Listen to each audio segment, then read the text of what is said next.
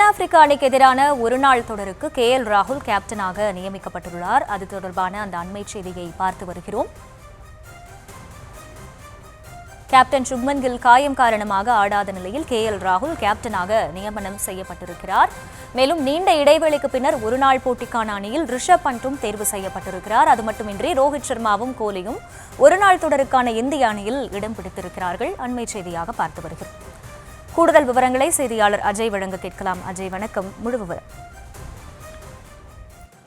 தென்னாப்பிரிக்க அணிக்கு எதிராக விளையாடும் இந்திய அணி, அதாவது ஒருநாள் இந்திய அணி தற்பொழுது BCCI அறிவித்திருக்கின்றது.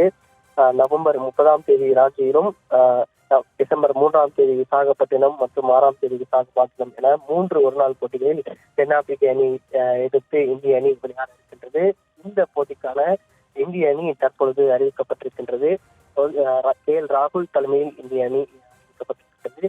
அணியிலே ரோஹித் சர்மா, ஜெய்ஸ்வால், விராட் கோலி, திலக் வர்மா உள்ளிட்டோரும் இடம்பெற்றிருக்கிறார்கள். காயம் காரணமாக சுப்மன் கில் அணியில் இடம்பெறாத நிலையில் அதற்கு மாற்றாக KL ராகுல் கேப்டனாக நியமிக்கப்பட்டிருக்கின்றார். அதே போன்று wicket keeper Rishabh Pant, Washington சுந்தரும் அணியில் இடம் பிடித்திருக்கின்றார். குறிப்பாக இளம் வீரர் ருத்ராஜ் கேக்வாட்டும் அணியிலே இடம் பிடித்திருக்கின்றார். டெஸ்ட் தொடர், அதாவது தென்னாப்பிரிக்காவுக்கு எதிராக நடைபெற்றிருக்கக்கூடிய இந்த டெஸ்ட் தொடரிலே கழுத்தில் ஏற்பட்டுள்ள காயம் காரணமாக அணியில் சுப்மன் கில் இடம்பெறாத நிலையில் மாற்று கேப்டன் யாராக இருப்பார்கள் என பல்வேறு கருத்துக்கள் வெளியாகி கொண்டிருந்த நிலையில் KL ராகுல் இருப்பார் என்ற தகவலும் வெளியானது. தற்பொழுது BCCI KL ராகுல் ஓடி கேப்டனாக செயல்படுவார் என்றும் அதிகாரப்பூர்வ அறிவிப்பை வெளியிட்டிருக்கின்றது.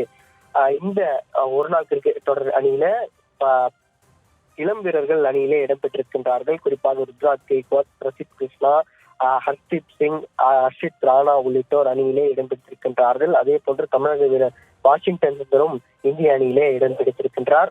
3 ஒருநாள் போட்டிகள் கொண்ட தொடரில் இந்திய அணி தென்னாப்பிரிக்காவுக்கு எதிராக விளையாட இருக்கின்றது.